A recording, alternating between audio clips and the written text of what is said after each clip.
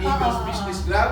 Pero sabi ko kay Commissioner, dito ako dadalo. Hindi ko sa mayayaman. Mayaman na sila. Si Atty. Marte. Si Atty. Marte, kasamahan din namin. So ako po ay maraming pinagdaanan sa sektor ng transport.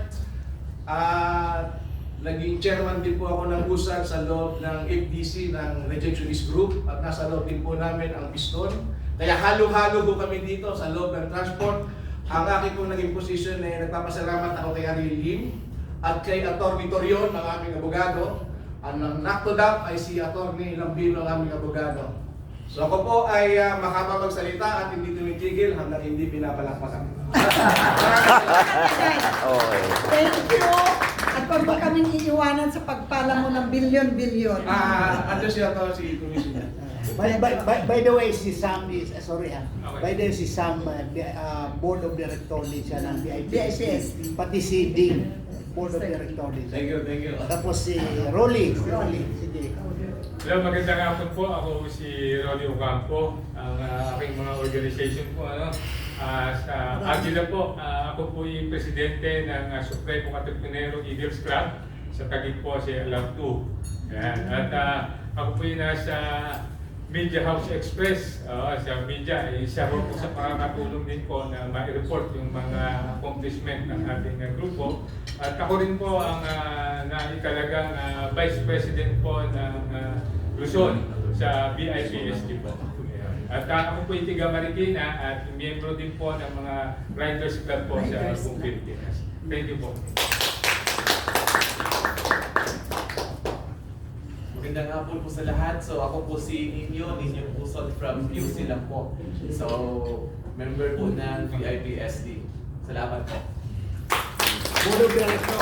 Yung nasa likod din. Magandang hapon po. Yung sa likod niya, Ako hindi si na po po. Buddy Gani Sino ng po na? Reaching Hands Philippines.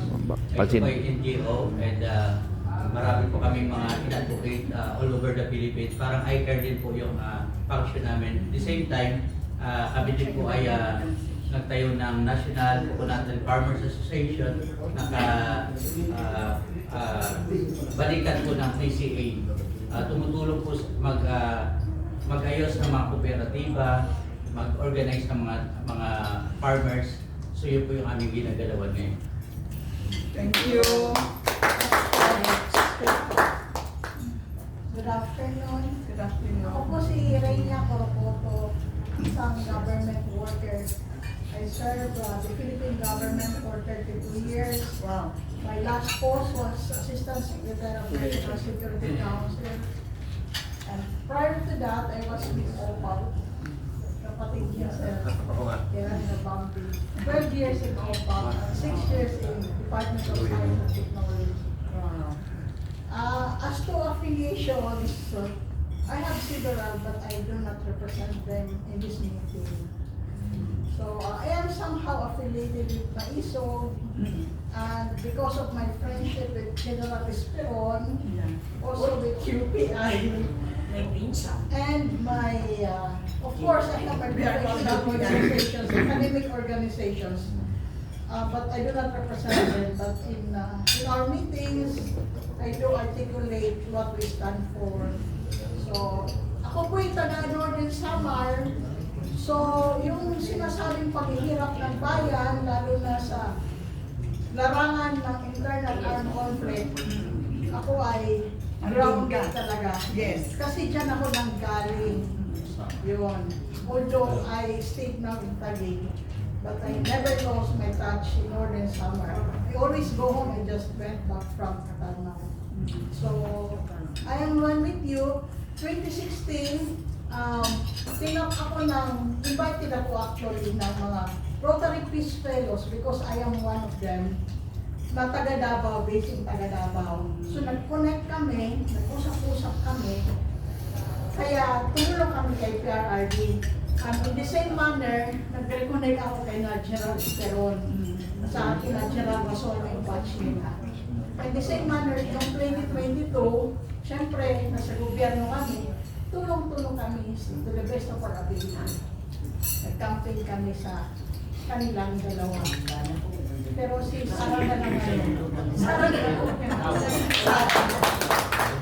Kayo po ni na Amba Tejano. Opo. Katarnaw. Yes. Pero I am not a politician, Mama. Opo. I'm not known in Northern Samar. That's why I can criticize them openly. That's good. Part of the political structure of Yeah. Northern Samar. I'm an independent intellectual. Okay. Okay, next. By the way, sorry Ferdinand, si Renya Corocoto, I'm happy for her because she soared high already in governance. She was once my staff when I was a congressman, a sectoral representative representing the indigenous peoples. Pero happy ako talaga sa kanya kasi magaling talaga siya. Kaya kailangan natin dito kung communication ang pag-usapan, magaling talaga siya. So, i-tap natin siya. Yun ang kuwan ko sa kanya. So, ako'y nag-invite sa kanya dito. Kaya siya nandito dahil in-invite ko siya because I trust her so much. Thank you, sir. I'm sorry I forgot to mention that. No, it's alright. It's I'm alright. sorry, sir. I'm sorry. No problem. Chairman, pwede isa pa.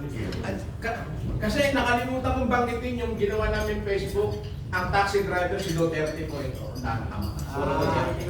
Ang taxi driver, tingnan nyo lang po. Siya Okay. kasi naging taxi driver na nag-support sa amin. Ayan po. Maraming Okay. Sige, Taxi driver. tingnan na lang natin sa Facebook. Okay, si Ferdinand. Thank you po. Lahat ba babanggitin? Dami na eh. Mahaba na. Sure. Mahaba. Bago ko simulan, maraming salamat. Nagkaisa tayo at sa nag-organize nito kay Commissioner Ataman at sa inyong lahat ng mga magigiting. Bro and Ben. Salamat. Ako nga po pala si Ferdinand Reyes, isang OFW advocates leader. Sa usaping Attorney, i-move mo yan para maluwag. sektoral, Oh, hawak ko igitna mo ang isang puwan. OFW sector. Ngayon sa political naman, napakarami. Tanggalin mo na lang isa. Ayan, oh. Sa IPSB, kay Inday Para sa Bayan, kay Magdang, at saka sa DDS Confederation, ni Providen. Diyan po tayo, coordinator tayo, at saka sa BIP, ni Commissioner, at sa ICARE po, ni ating chairman. At tayo po lahat ay meron isang prinsipyo na ipinaglalaban. One of my legacy ay ang Republic Act 11641 na kami po ang unang-unang naglabi sa Senado para ito ay maaprubahan ni Pangulong Duterte under Republic Act 11641 na mag-create ng sarili naming tahanan.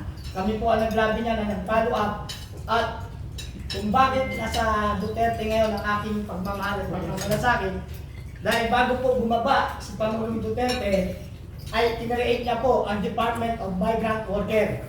Kaya nasabi ni Ma'am Dang na ako isang matampuhin dahil nagtampo po ako dahil hindi po yan ang hinihingi namin, Department of Migrant Workers. Ang hinihingi po namin, Department of Overseas Filipino Workers. Subalit dahil wala nga po tayo, hindi po tayo naging member ng technical working group, nasa butahe po at hindi po ako napadalo at walang naipaglaban para mapanatili ang naaprubahan ni Pangulong Duterte ng Department of Overseas Filipino Workers na politika po yun, Department of Migrant Workers. Bagamat naging Department of Migrant Workers, dahil hindi naman po sana namin tatanggapin dahil migrant po yan, kahit i-research po natin sa Google, malaki po ang pagkakaiba ng OFW sa migrant. Subalit, namanipula nga po ng technical working group, hindi po ako nakasama, hindi po tayo inibitahan dahil alam po nila ang aking paninindigan kung paano namin ipinaglaban ng hanggang na magkaroon ng sariling tahanan ang mga OFW. At nagpapasalamat kami sa Pangulong Duterte. Ito ay bago siya bumaba, pinagkaloob niya po ang Department of Migrant Workers under Republic Act 11641. At maraming salamat sa inyo lahat. Sana po magkaisa po tayo sa isang prinsipyo. Duterte po ang pag-asa ng ating bayan. Sabi nga po ng ating VP Sara Duterte, mahalin natin ang Pilipinas. Mabuhay. Thank you. Next. Magandang hapon sa ating lahat. Ako po si Anita Caridad. Dati po akong MRRD kasama si Ma'am Dan, pero naka-base ako sa Cavite noon, kaya officer ako ng Region 4A. So, tapos ako po nasa sektoral, ako rin ang women's na national. Women's din ako. Pagdating naman sa barangay, founder ako ng Balikatan. Nag-founder ako ng Balikatan, pero ngayon, IPSD ako at BIPSD at BDS Confederation. At kasama na rin ako dito sa ICAR.